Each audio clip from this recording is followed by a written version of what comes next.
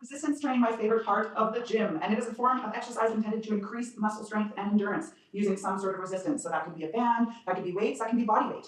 And I love resistance training because if you think about it, 1 pound of muscle requires 6 to 10 calories per day to maintain itself.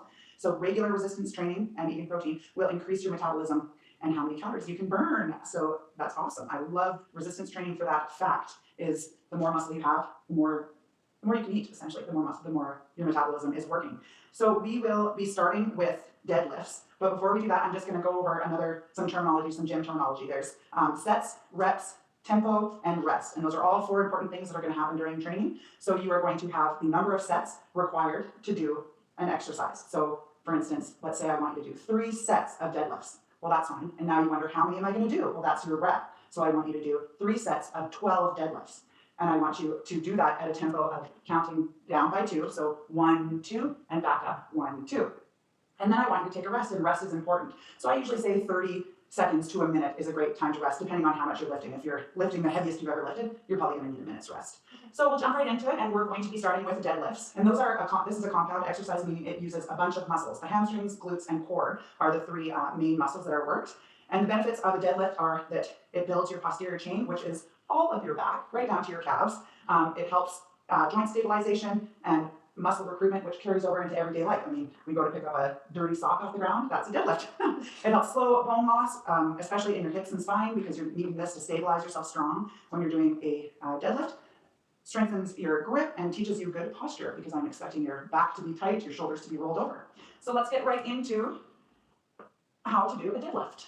I'm going to do it at the side here just so we can see. I'm going to roll and have my shoulders back. My core is strong and tight. I'm pressing into it. I'm pulling my pelvic in to engage my core. I'm having a little bit of bend in my knees. I'm not locking my knees out. Rolling my arms, they're just going to be like an extension of myself. My feet are just a little bit in from shoulder width.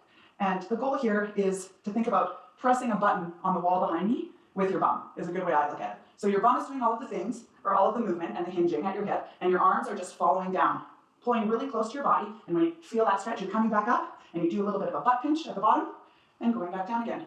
You'll notice my knees have a little softness in them. I'm never locking them out, even at the top. I'm squeezing my glutes together, but I'm not locking my knees. And you're going back down again, and up, and breaths. Breathing in and out on the way up. And you're driving those feet as if you're pushing the ground away beneath you on the way up. And you should feel it right away. And remember, keep the core tight. And if this weight is too much, you will feel it in the lower back. Your lower back should never be hurting. So we'll stop immediately, check form, or lower the weights. All right, perfect. Let's start. The feet look good. Shoulders are rolled back. We're going to get ready to hinge at the hips and push that button on the wall behind us with our bums. And we're bending over, letting the weights track. And as soon as you feel the pull, come back up, squeeze that butt together. Down. Up 2, squeezing the butt together. Good. 3. Push that butt, those hips right to that back wall. And don't feel like you have to go all the way to the ground. You might feel a stretch just below your knees. Some people can go all the way down to the ground. And other people need to stop halfway just to feel this stretch. So that's it. Perfect. Your chest is up. Shoulders are back. Perfect. How does that feel? How's the weight? Good. 9. This is the last one here. Perfect. Awesome. Good job. All right, moving on to the chest press with weights. This is, again, another compound exercise. You're working your pecs, you're working your anterior delts, your shoulders, your triceps, and your biceps. So this is an awesome workout. And this builds your upper body strength. Think about it, anything that you need pushing. You're pushing a shopping cart, you're pushing a big door, you're pushing yourself up off the ground. You're using all these same compound muscles to do this. So this is definitely one of the main exercises that you should always have in your strength training. So how to properly do a chest press? We're going to pick up our weights. We're going to kick the weights back and lie back on the bench.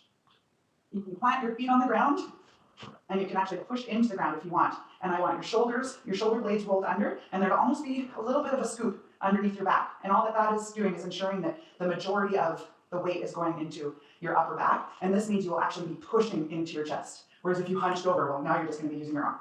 So you're going to roll your shoulders under, plant those feet, get the arms up, and you want to come down right at the chest to 90 degrees and push up. You don't have to touch the weights together. I just naturally do it too. And you're going to breathe in, breathe out on them. So all the way back down, and we're going to do 10 of these. And the interesting thing about this is all about the placement. If we go too far back, you will end up hurting your rotary cuff in your shoulder. And same if you go too far down past that 90 degrees, it just puts too much stress on your rotary cuff. So just watch for that as well. Place those down. So if you want to lie there, I'll hand you the weights. Oh, that works too. There we go. Perfect.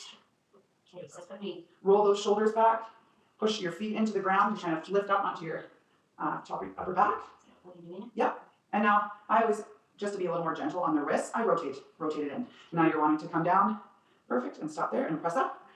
There we go. Just come right to about here. Perfect. 3. Breathing's good. 4. Awesome. How does that feel? Can you feel, do you mind if I touch you? Can you feel it right there? I can feel it engaged. Perfect. 4. 5. 6. Good, your breathing's good. 7, don't forget to breathe out. 8. 9. Awesome. 10. Awesome. Perfect. That's awesome. Good job, Chelsea. Jane. Good job, Jane.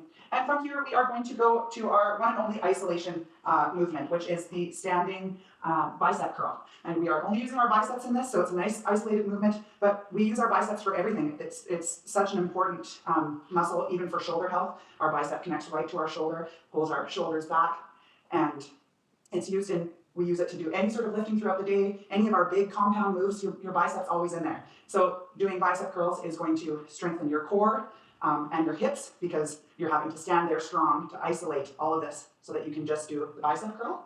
It also is going to make your arms bigger and toned, and who doesn't want that? So same idea, we're going to start one at a time, shoulder width apart, your shoulders are always back, chest is always up, and we're just going to go one arm at a time, and your elbows are always nice and close to the body, and we're pulling up, and we're going down, and up, and down. And this is a nice slow movement. You'll see the rest of my body is strong and stable. I'm not swinging. That means you have too much weight. You should be able to. Nice and slow. 1, 2, 1, 2 is the tempo. 1, 2, 1, 2. Sound good? Any questions? Or looks good. Awesome. All right, so shoulder width apart. Roll those shoulders back. Core is tight. Hips are strong. And we're just going to start 1, 2, 1, 2. And just try to keep your arms as tight as you can to your body, which will then force your bicep to work. Whereas if you come out a little bit more, you'll start depending on other muscles to help you. That's perfect. 2, that's 4, there we go. 5, awesome. 6, don't forget to breathe. 7, there we go. 8, 9, 10. We'll just stop there. And another way to really get a good burn, say if you didn't have anything heavier, is just to focus on one arm for the whole of the 10 reps, and then switch over and do the other one. But for this, your form looks great. Good job, Chelsea. And the last, but never the least, is the plank. Why do we love a plank? Well, we love a plank because it uses your core, your back muscles need to be there, your arms. I mean, everything comes into play when you do a plank. And they're no fun to do. 30 seconds of a plank feels like a year, but it's because your entire body is working. And so just look at this into your day-to-day life. Core is everything. As a woman, you know this. Our core is a gift. And if we can keep it strong, then we will be happy and healthy. So we'll jump right into it. I'll show you how to do a plank. And we're going to be doing it for 30 seconds on a timer. And you get down on the ground. You can go right down onto your elbows. If this is too much, you can go down onto your knees. Oh, you can see me in the mirror. Perfect. Down onto your knees. But seeing where you're at, you can go out like this. And same idea. To the side here. You can also go up on your arms if you want. What's harder? Up on your arms is harder. So this is just easier on your wrist. So in my personal opinion, I feel like you can last longer. So same idea. I'm flexing my legs. I'm almost pressing back into my legs so they help hold me up. I'm pulling my pelvis in. You can have a little bit of a rise, but we don't want to be like this. We don't want to be like this. That's where you'll get hurt. So you want to be strong in your body, pressing in, letting your legs and your core do the work. All right. Angle this way. Perfect. I will start the timer at 30 seconds. And if at any time you feel like you're starting to use your back more than your core, feel free to just pop down to your knees. Okay. Okay, because back safety first. Back safety. All right, ready, set, go. Perfect. Strong in the core, looks really good, Chelsea. Your shoulders are nicely stacked above your elbows. Core is tight, there's no sway in your back. You look nice and strong. How does it feel? You're more than 10 seconds. Looks really good. Don't forget to breathe. Give that body some oxygen. And that's that. Really good job. Yay! Good job.